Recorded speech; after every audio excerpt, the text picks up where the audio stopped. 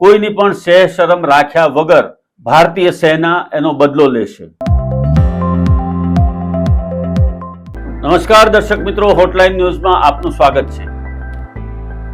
સંરક્ષણ મંત્રી રાજનાથ સિંહે કોઈ પણ દેશનું નામ લીધા વગર એવી સ્પષ્ટ ચીમકી આપી છે કે જો એ પડોશી દેશ દ્વારા કોઈ પણ પ્રકારની હરકત કરવામાં આવશે તો ભારત તેનો જડબાતોડ જવાબ આપશે અને આ વખતે કોઈની પણ સહેજ શરમ રાખ્યા વગર ભારતીય સેના એનો બદલો લેશે।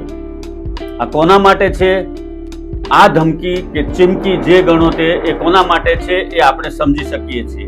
જે પ્રકારે સમગ્ર વિશ્વની પરિસ્થિતિ છે અને વૈશ્વિક પરિસ્થિતિની અંદર જે પ્રમાણે માહોલ સર્જાયો છે એને જોતા પડોશી દેશ દ્વારા કોઈ મોટા કૃત્યને અંજામ આપવામાં આવે એવી પણ એક સંભાવના છે। આ બધી જ સંભાવનાઓની વચ્ચે હાલમાં રાજનાથ સિંહનું જે નિવેદન છે એ ચર્ચાના કેન્દ્ર ઉપર છે।